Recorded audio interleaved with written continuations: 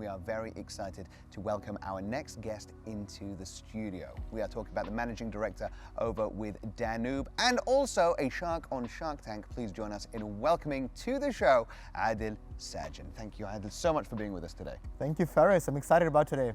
So, properties in the UAE surging. So many new developments, so many people. I think we're really feeling the traffic. What can you tell us? What are you allowed to tell us about the property market in the next 5 years? Well, you know, the Dubai real estate market is red hot right now. I mean, before going forward, if you go back, the last 3.5 years has been record after record after record. I think almost 2 trillion dirhams worth of real estate has been sold. And that's huge if you look at the size of the Dubai market. I think in general, you know, till 2040, if you see the vision of the rulers, His Highness Sheikh Mohammed has clearly said that they want to double the population by 2040. Currently the population of Dubai is about 3.5 billion. So you're talking about another 3.5 billion people being added in the next 17 years. So that's about 240,000 people on average, which means that in general, there's going to be, you know, steady demand for Dubai. A lot of people are looking at Dubai. A lot of people want to come in, you know, make them their second home, if not their first. We've already seen 100,000 plus people shift in this year. Of course, if there's any macroeconomic, you know, news that comes in, that's different. But I think if you have a long-term view in Dubai, Dubai is winning.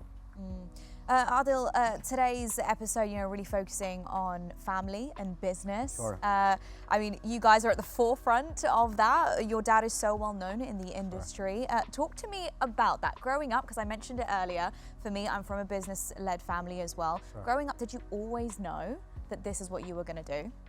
I always kind of enjoyed it. So I remember when I was 5 or 6 years old, I used to go to my dad's office. You know, we had our building real office, just, you know, with the secretary. So that's when the internet just came out.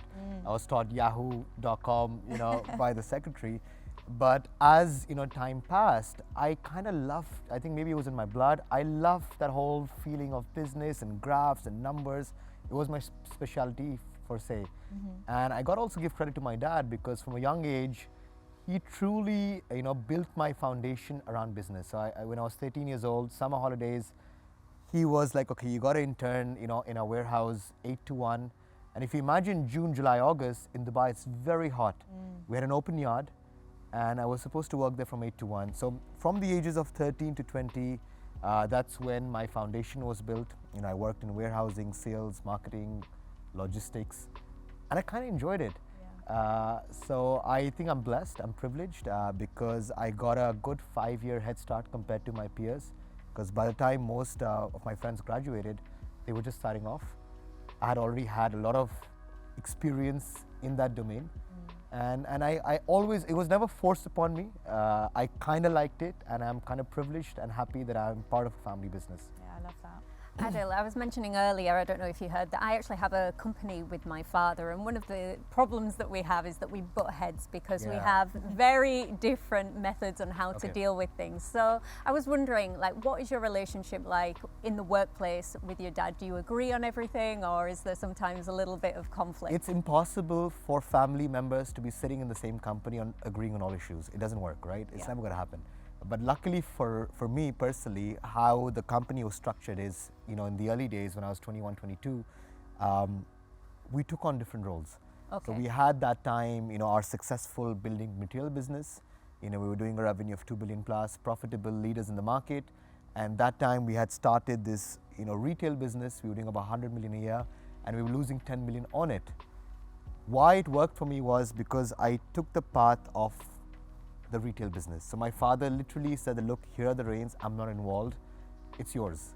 So even though on a macro level, he would be monitoring, you know, how much money are we making or how much money is required to grow the business. On a day-to-day business, when I was 21, he told the managers, look, don't come to me, he's the new boss. And I think that makes a big difference because when you have your own domain to work on and you have your own kitty, you're able to nourish and flourish and create your own, you know, identity. And luckily for me, you know, that move worked out. Of course, Danube Home it became one of the fastest growing retail brands in the region.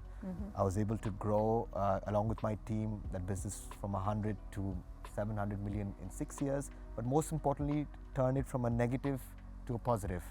Definitely. But kudos to my dad because not every father would be giving such a big responsibility to somebody at such a young age. Definitely. You know, generally people, they hold it, but I think in this case, I think my dad really empowered me. He gave me that freedom to make mistakes, to make my own decisions, to make my own moves, which, you know, built my foundation for bigger roles in the company in the future. So with that being said, sorry, just have you got any advice for any family members that might be going into business? Like, what would be your top tips to be able to manage all of that? Two. So the first thing when I joined the family, so imagine when you're young, you're 21, 22, most of the people in your company are going to be minimum 10 to 20 years older, especially in the senior management. Now, when you come in and you want to, you know, try to create your value or try to do the things, you know, there's always a saying, you know, which I learned from my dad, you should always learn how to command respect and not demand respect. So demand respect is, hey, I'm the chairman's son, do this. Command respect is you need to, you know, prove yourself and then earn the respect from the peers. So when I joined the family business and I took over the retail, I had my retail heads and my management who were like 10, 15 years older than me. And I told them, I'm like, look, I'm not here to take your job. I'm here not as a threat. I'm here as your biggest weapon. And the sooner they understand that, the easier it's going to be for you to settle in. Why I'm there as your biggest weapon is because today I want to prove myself by turning this retail business around. And if we do turn it around, obviously you would also be in a much better position because our ultimate goal is one. I can open up a lot of doors for you because I'm the chairman's son, which you might be struggling with. So use me, help me to help you. And at the end of the day, both of us have the same objective. And I think if you come on early and you really, you know, create that alliance with the key members, rather than, you know, it being a threat, I think that's critical. So that would be one. The second advice I'd give family members is, you know, for me till today, you know, the battles are won not in your office but on the ground. So you need to have a pulse of what's happening on the ground. You got to be talking to your customers, you got to be talking to your salespeople, you got to be in the warehouse yourself, you got to see what's happening with the deliveries, you got to be really on pulse of what's happening. Because if you just depend with those 10 or 15 people and the reports that they're showing you, you know, you may not really be getting the true picture. So skip 1 or 2 levels, have town hall meetings, you know, have as much interaction as you can. The third would be have a very open door culture.